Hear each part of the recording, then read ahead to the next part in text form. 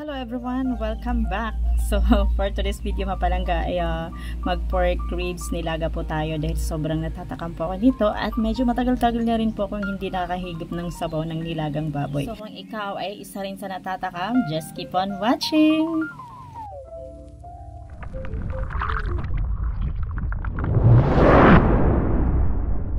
Hello everyone, welcome and welcome back po dito sa ating H&W Cooking Ideas. So for today's video ay nilagang pork ribs po tayo. So narito na po yung ating mga ingredients. No? Hindi ko na po isa-isahin mga palangga, kundi ilagay ko na lang po sa description box para po makita nyo po lahat ng mga ingredients para po sa ating pork ribs nilaga. So bago yan mga palangga ay mag-prepared muna po tayo. So una nating gagawin ay mag-init po tayo ng tubig dahil papalambutin po natin yung ating pork ribs. Dahil medyo matagal itong lumambot mga palangga, kaya naman unahin po talaga natin itong gawin bago ang lahat. So habang napapakulo po tayo ng tubig, ay i-prepare naman natin yung mga ibang sangkap para po sa ating pork ribs nilaga. So ito pa yung ating saba. So saba, dahil ito yung nagbibigay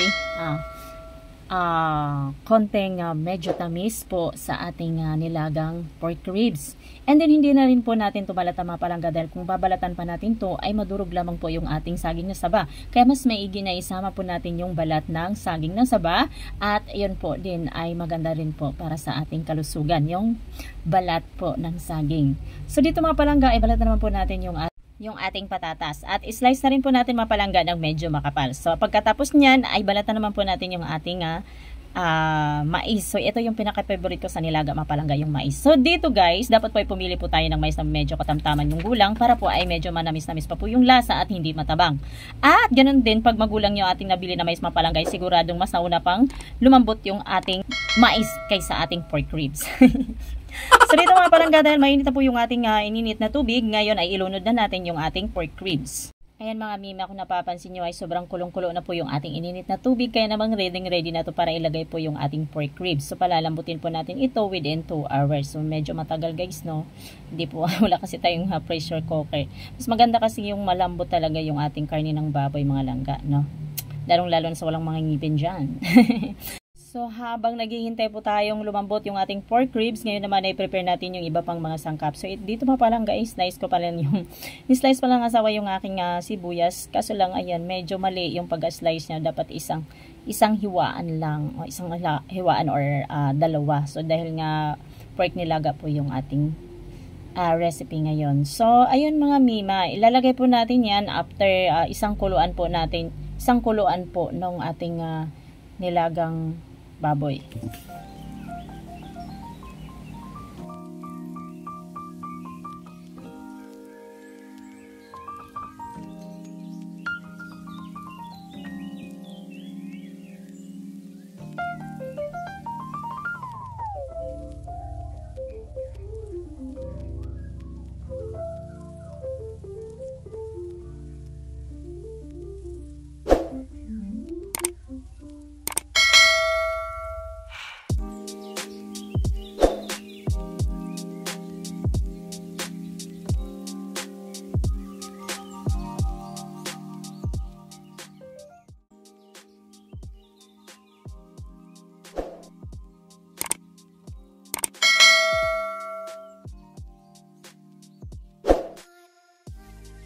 So, ito naman yung ating pechay bagyo. Dapat po ay repolyo yung ilalagay natin guys. Pero mas masarap kasi pag pechay bagyo.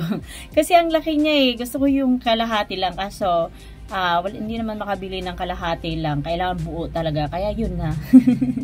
Siya nga pala mga palangga, yung asawa ko po yung nagluluto nito. Kasi siya yung pong expert magluto po ng nilagang baboy. Ako kasi ay parang dahil nga Bisaya ako, gusto ko yung pag nagluluto ako, Bisaya style. So sa kanya, dahil Tagalog siya, yung Tagalog style, charot.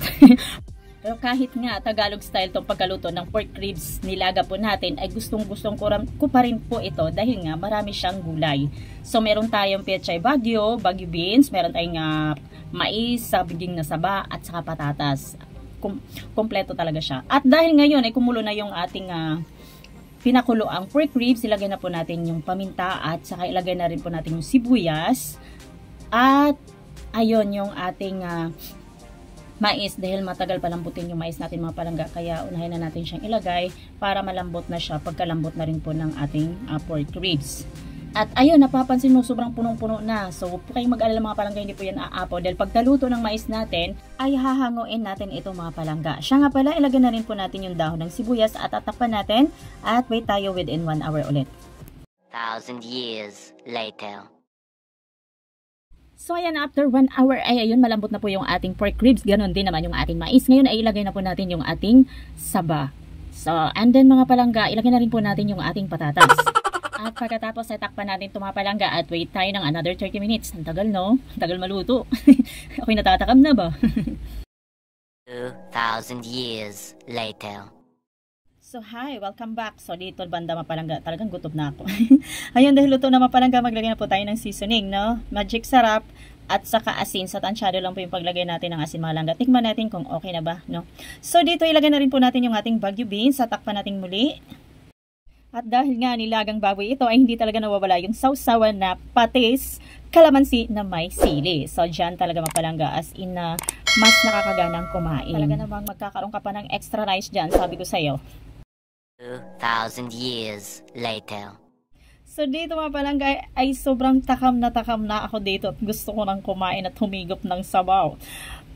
At alam kong kayo rin po. So dito guys, dahil sobrang sa puno ng ating sa ating nilagang baboy dahil sa ating mga ricados ay sobrang kumukunti na po yung sabaw natin. Kaya naman ay tatanggalin po muna lahat ng ating sahog.